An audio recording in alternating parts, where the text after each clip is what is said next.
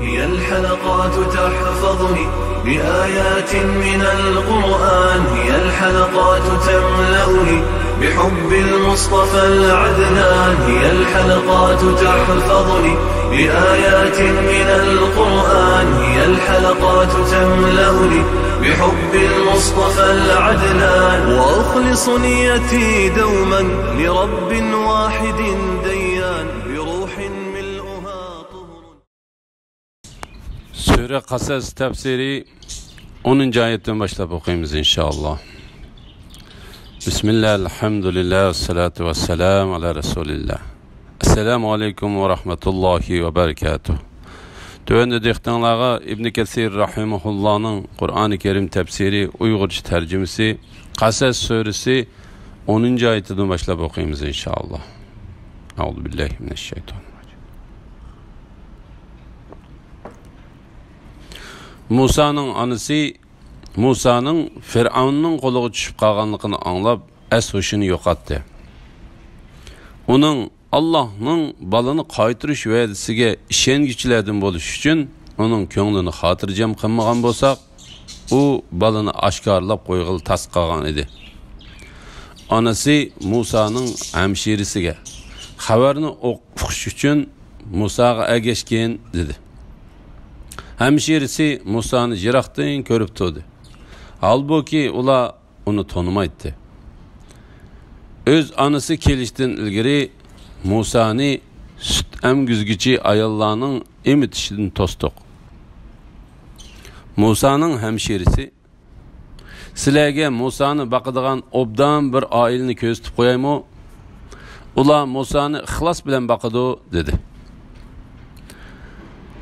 Anısının hoşal boluşu, kaygırmaslığı ve Allah'ın vədisinin haq ekenligini biliş üçün biz Musa'nı ona qaytırdık. Lekin insanların tolusu Allah'ın vədisinin haq ekenligini bilmeydi. Musa'nın anısının qattiq qaygırışı ve Musa'nın öz anısına qaytırılış doğrusudur. Allah Teala bu ayette Musa'nın anısının oğlunun deryada eqib ketganligini bilib es huşunu yo'qotganligidan xabar berdi. İbn Abbas, Mujahid, Ekrima, Sa'id ibn Jubayr, Abu Ubayda, Zahhak, Hasan Basri, Qatada ve başqalar mundaq deydi. Onun kallasiga faqat Musa'nı o'ylashdan başqa dunyoning ishlaridan hech ish kirmaydi. Allah Taala mundaq deydi. Onun Allah'ın balını qaytırış vədisiga işengüçlerden boluş üçün onun köңlünü hatırcam qılmagan bolsak, o balını aşkarlap koyğılı tas qalgan idi. Anısı Musa'nın hemşerisiga Musa'ga ergeçken dedi. Yani Allah Teala onu çidamlıq qılıp köңlünü hatırcam qılmagan bolsa, qattiq g'amga, qaygı hasratga cho'mganlikdan bir oğul balısı yo'qolib ketganligini aşkarlap qo'yg'ili ve öz halini bildirib qo'yg'ili tas qalgan edi. O sır saqlayaligidek cho'ng bo'lgan qizini buyurup onunla mundaq dedi.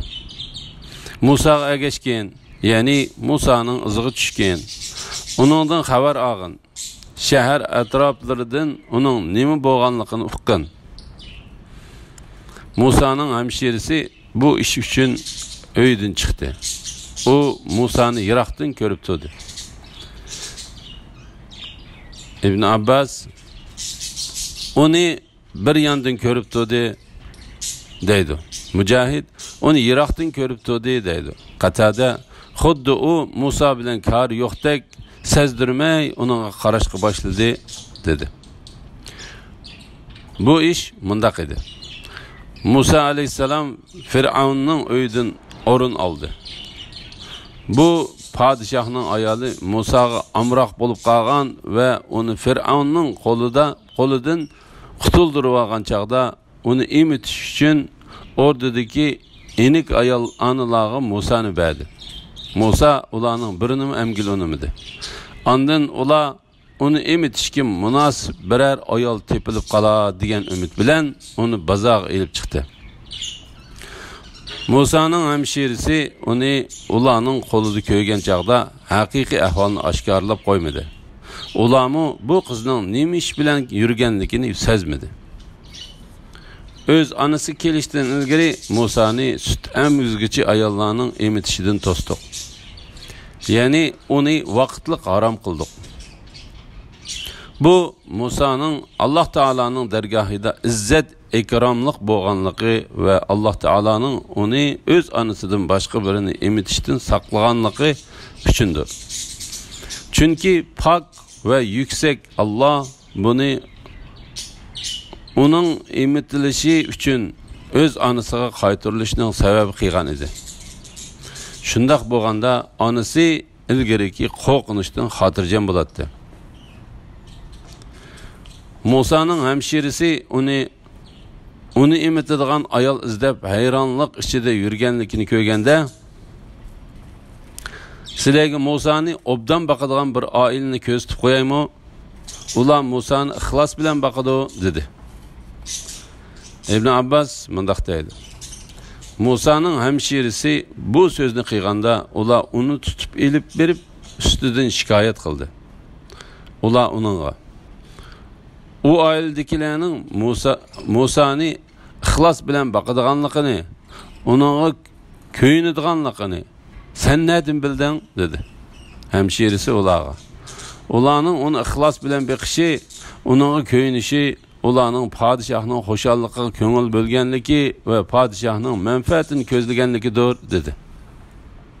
Ular Musa'ning hemşirisini qo'yib berdi.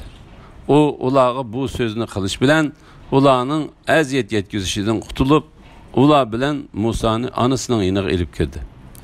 Onasi Musa'ni emitibdi, Musa uni emdi. Ular buning bilan qattiq xo'shal bo'ldi.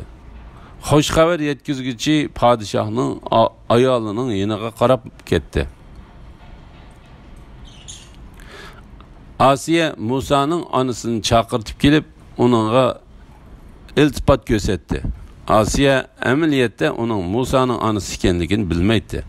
Biroq Musa'ning uni emganligi uchunla uningga nurg'un mollarni berdi. Ondan Asiya uningdan o'zining uyida turib Musa'ni emitib berishini talab qildi. Onasi uning talabiga qo'shilmadi. U mening erim va bolalarim bor. Huzuringizda tura olmayman. Lekin siz xohlasangiz men uni o'z uyimda emitib beray dedi. Firavunning ayoli bu taklifni qabul qildi. Asiya Musa'ning onasiga balani emitish haqqi uchun hadiyalar, kiyim-kechaklar va nurg'un yaxshi narsalarni berdi. Musa'ning onasi o'g'li bilan rozi va mamnun bo'lgan holda uyga qaytib keldi. La ilaha illalloh Muhammad rasul. Allah Teala hakikaten onun qo'rqinchini izzat, obro'y va dunyoning rizqiga cho'milgan xotirjam holatga o'zgartib berdi. Peshkanlikka yo'liqib, uningdan qutulg'uchilik bo'lgan vaqt faqat ozg'ina vaqt. Ya'ni bir kech kunduz yoki shunchalik bo'lgan edi. Buni Alloh Teala bilguchidir. Ishlar qo'l ilkida bo'lgan Alloh pokdir. Allah nimini xalasa şu boludu. Nimini xalamasa şu bo'lmaydi. Allah Teala'dan qo'rqadigan kishiga Allah har qanday g'am, har qanday qiyinchilikdan keyin chiqish yo'li berdi. La ilaha illalloh Muhammad rasululloh. Shuning uchun Alloh Teala mundaq deydi. Anasining xo'shal bo'lishi, qayg'urmasligi va Allah'ın vədisinin haq ekanligini bilish uchun biz Musa'ni ona qaytarib berdik. Ya'ni Musa'nın anasiga Musa'ni qaytarib berdiganligi uni payg'ambarlardan qiladiganlik to'g'risida qilgan va'dasining haq ekanligini bilish uchun Alloh taolo Musa'ni ona qaytarib berdi. Musa alayhissalom anasiga qaytarib berilgan vaqtda anası onun Allah Teala'nın peygamberlerden bir peygamber bo'ladiganligini jazmlashtirdi ve onu onun tabiatiga ve şeriatga uygun aldı tarbiyalashga tirishib ketdi. Allah Teala mundaq deydi. Lekin insonlarning to'lisi Allohning va'dasining haq ekanligini bilmaydi. ya'ni ular Alloh taolaning ishlarining hukmini, u ishlarning yaxshi oqibatini, u ishlarga Alloh taolaning dunyo va oxiratda madhiyaga loyiq ekanligini bilmaydi. Odamlar yoqtirmaydigan biror ish yuz berib qolishi va shu ishda o'zining oqibati yaxshi bo'lib qolishi mumkin. Alloh taolo bu vaqtda mundaq degan: sizlar biror narsani yoqtirmasliginglar mumkin, ammo u sizlar uchun foydalidir. Sizlar biror narsani yoqtirishinglar mumkin, ammo u sizlar uchun ziyonlidir. Ve mundaq deydi: chunki sizlar yoqtirmaydigan biror ishda Allah ko'p xayriyatlarni paydo qilishi mumkin. Musa o'sib yetilganda, aqli to'shqanda uningga payg'ambarlikni va ilmni ato qildik. Biz yaxshilarga mushundaq mukofot beramiz. Musa shahar aholisidan hech kishini ko'ygili bo'lmaydigan bir vaqtda, ya'ni tushlik uyqudagi chaqda shaharga kirdi. U shaharda ikki kishining urushayotganligini ko'rdi. Urushayotganlardan biri o'z qavmidan bo'lsa, yana biri uning dushmani edi. O'z qavmidan bo'lgan odam dushmaniga qarshi uningdan yordam tiladi. Musa uni musht bilan birini urib o'ldirib qo'ydi. Musa aytdi: bu şeytanın işidir. Şübhisizki şeytan azdırgıcı aşkarı düşmandır. Musa aytdi: Rabbim, men hakikaten özümge zulüm kıldım. Bana mağfiret kıygın. Allah ona mağfiret kıldı. Allah hakikaten nihayet mağfiret kılgıcıdır, nihayet mehribandır. Musa aytdi: Rabbim, bana mağfiret kılganlık nimetin sebep bilen men hergiz günahkarlığa yardımcı bulmayman. Musa aleyhisselamның Qibdilardan bir adamni öldürüp qo'yganligi to'g'risida. Alloh taolo Musa aleyhisselamның qissasining bosh tarafini bayon qilgandan keyin u o'sib yetilib aqliga to'shqanda Allah uningga payg'ambarlikni va ilmni ato qilganligini bayon qildi. Biz yaxshilarga mushundaq mukofot beramiz. Ondan Allah Musa aleyhisselamның bir Qibtini öldürüp qo'yganlik ishining uning Misr diyoridan chiqib Madiyan shahriga berishiga Alloh taolo uningga belgilagan payg'ambarlikka va Alloh bilan so'zlashish sharpiga yetishining sababi ekanligini bayon qildi. Alloh taolo mundaq deydi: Musa shahar aholisidan hech kishini ko'ygili bo'lmaydigan bir vaqtda, ya'ni tushlik uyqudagi chaqda shaharga kirdi. İbn Jurayj Ata Xurasonidan İbn Abbasning mundaq deganligini rivoyat qildi. U vaqt Sham bilan Xubtanning orasidagi vaqt edi. İbn Munkadir Ata ibn Yasardan İbn Abbasning mundaq deganligini rivoyat qildi. U vaqt ching tush vaqti edi. Said ibn Jubayr, Ekrima, Suddi va Qatada qatorliqlarmi mushuninga o'xshash dedi. U shaharda ikki kishining urushyotganligini ko'rdi. Ya'ni ular bir-biri bilan takallashib urushyotadi. Urushyotganlardan biri o'z qavmidan bo'lsa, yana biri uning dushmani edi. İbn Abbas, Qatada, Suddi va Muhammad ibn Ishaq ularning biri İsrail, yani biri Qibti edi dedi. İsraildan bo'lgan odam Musa aleyhisselamdan dushmaniga qarshi yordam talab qildi. Musa kishilar ko'rmaydigan fursatni ching tutib Qibtini urdi. Musa uni musht bilan birini urib o'ldirib qo'ydi. Ya'ni uning ajali to'shqan bo'lib, bir musht bilanla o'ldi. Musa aytdi: bu şeytanning ishidir. Shubhisizki şeytan ozdirg'uchi oshkor dushmandir. Musa aytdi: Rabbim, men haqiqatan o'zimga zulm qildim. Bana mağfiret qilgin. Allah onunla mağfiret qildi. Allah hakikaten nihayeti mağfiret qilg'uchidir, nihayeti mehribandır. Musa aytdi: ey Rabbim, man qilgan ne'mating sabab bilan, ya'ni meni obro'li, aziz va ne'matlar qilganliging sababi bilan men hergiz günahkarlarga yordamchi bo'lmayman. Ya'ni sana kafir bo'lgan va buyruqing xiloflik qilganlarga yordam qilmayman. Musa etdiganda qo'rqinish ichida atrofiga qarab shahar aralab yuratdi. Nagahan tunugin uningdan yordam tilagan odam bir qibdi bilan urushib turgan holda Musadan yana yordam tiladi. Musa uningga sen haqiqatan oshkor gumroh ekansan dedi. Musa ikkisining o'rtaq dushmani bo'lgan odam, ya'ni qibtiga qo'l uzatmoqchi bo'lganda yordam tilagan odam. Ey Musa, sen tunugin bir odamni o'ldirgandek meni o'ldirmoqchimisan? Sen ziminda tuzgichilardan bo'lishni xohlamay, faqat zo'mugar bo'lishni xohlaysan dedi.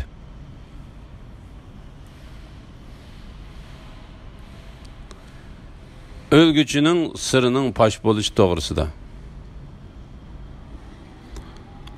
Allah Musa aleyhisselamdan xabar berib mundaq deydi. Musa o qibitini o'ltirib qo'yib, etdiganda qo'rqinish ichida atrofiga qarab shahar aralab yuratdi. Ya'ni bu ishning oqibati nim bo'larkin deb bu yoqqa qarab shaharni aralab yuratdi. U ko'chalarning biriga kelganda tunugin u qibtiga qarshi o'zidan yordam so'ragan odamning yana bir qibti bilan urushayotganligini ko'rdi. Musa uning yenidan o'tib ketyapsa, u Musani qibtiga qarshi yordam berishga to'g'ladi. Musa aleyhisselam uningga mundaq dedi.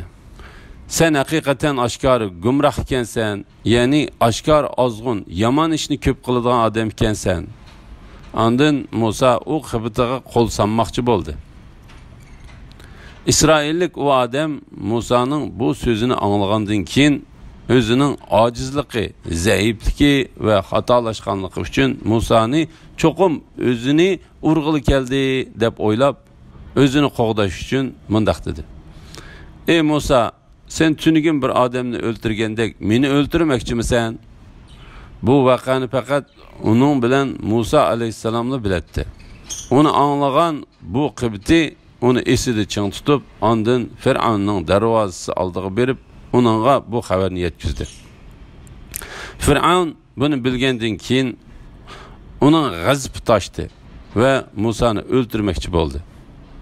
Shuning bilan uni nadim bo'z tutib kelish uchun uning orqasidan odam avatdi. Bir odam shaharning yiroq yeridan oldirib kelib, ey Musa, shubhisizki kattalar seni o'ldirishni maslahat qilishyapti. Shahardan darhol chiqib ketgin. Men albatta sana sodiq kishilardanman dedi. Bir odam keldi. Allah bu odamni bir kishi deb sifatladi. Chunki u Musani tutqilib manganlarning yo'lidan mangmay, uningdan yaqinroq bo'lgan boshqa bir yo'l bilan menib Musa'nın yeniga burun yetib berib uningga mundaq dedi. Ey Musa, shubhisizki kattalar seni o'ldirishni maslahat qilishyapti. Shahardan darhol chiqib ketgin. Men albatta sana sodiq kishilardanman. Musa qo'rqinish ichida atrofga boqqan holda shahardan chiqdi. O, ey Rabbim, meni zolim qavmdan qutqizgin dedi.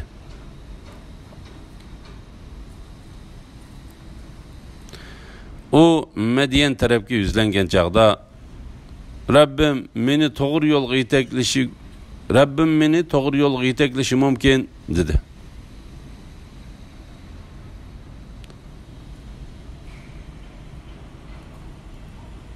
Musa Medyendeki bir buloqning yeniga kelganda mollarini sug'urayotgan bir to'p kishilarni ko'rdi. Ulardan başqa yana qo'ylarini suvdan tutib turgan ikki ayolni ko'rdi. Musa ularga, "Sizlarga nima bo'ldi? Yani qo'ylaringlarni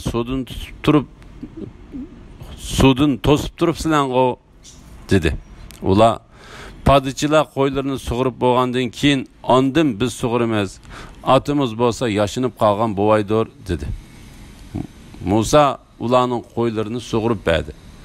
Andın aqsiga burilib bir daraxtning soyasiga berib o'ltirib, Rabbim, menga rizqdan nimani bersang, men haqiqatan ona muhtoj dedi. Musa aleyhisselamның Madiyan shahriga berishi va uning ikki ayolning qo'ylarini sug'urib berishi to'g'risida. Bu odam Musa aleyhisselamga uning ishi to'g'riliq Fir'avn va davlat beshidagi kishilar Musani o'ldirish uchun yig'ilib maslahat qilganligini xabar qilganda, Musa Misrdan o'z yolg'iz chiqib ketdi. Bu uning yurakini azmidi. Balki u g'oyibdan bo'lgan xotirjamlik, ne'mat va bir boshqarishning ichida edi. Musa qo'rqinish ichida atrofiga boqqan holda shahardan chiqdi. Ya'ni atrofini kuzatgan holda chiqdi. U, "Ey Rabbim, meni zolim qavmdan qutqizgin" dedi. Ya'ni Fir'avndan va uning tavasidagi kattalardan qutqizgin dedi. Aytilishicha, pak va yuksak Allah Musaga bir otliq farishtani avatgan. Farishta uning yo'l boshlagan ekan. Buni Allah bilgichidir. U Madiyan tarafga yuzlangan chaqda, ya'ni cho'ng yo'lni bo'ylab Madiyan tarafga yo'l olganda, u buningga xo'shal bo'lib, "Rabbim, meni to'g'ri yo'lga yetaklashi mumkin" dedi. Ya'ni eng to'g'ri yo'lga yetaklashi mumkin dedi. Allah amaliyotda shunday qildi. Allah Musa aleyhisselamni dünya ve ahirette to'g'ri yo'lga boshladi. Uni hidoyat topquchi va to'g'ri yo'lga yetaklovchi qildi. Musa Madiyandagi bir buloqning yoniga kelganda, ya'ni u Madiyanga yetib berib, uningdagi podsholar qo'ylarini sug'uradigan bir buloqning yoniga kelganda, mollarini sug'urayotgan bir to'p kishilarni ko'rdi. Ya'ni qo'ylarini sug'urayotgan bir jamoani ko'rdi. Ulardan başqa yana qo'ylarini suvdan to'sib turgan ikki ayolni ko'rdi.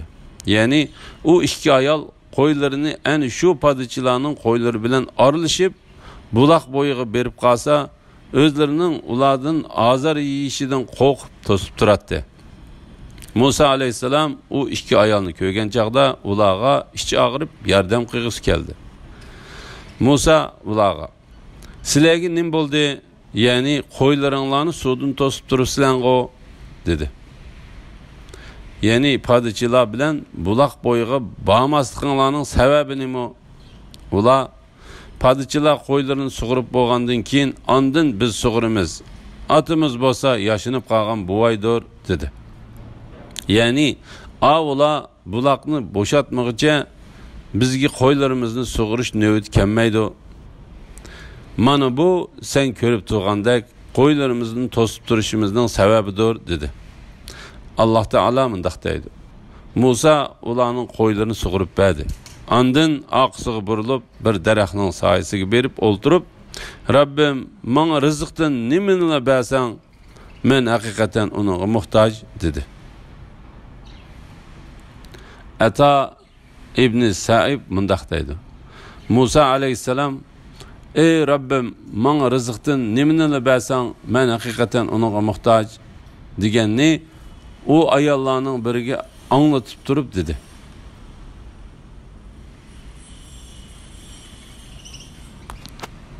Elhamdülillah. Yuqorida Qasas suresi tafsiridan 24. oyatgacha angladinglar. Oxirini keyin qitimliq o'qishimizda davomlashtiramiz inshaalloh. Va sallallohu ala Muhammad va ala alihi va sahbihi ajma'in. Assalomu alaykum va rahmatullohi va barakatuh.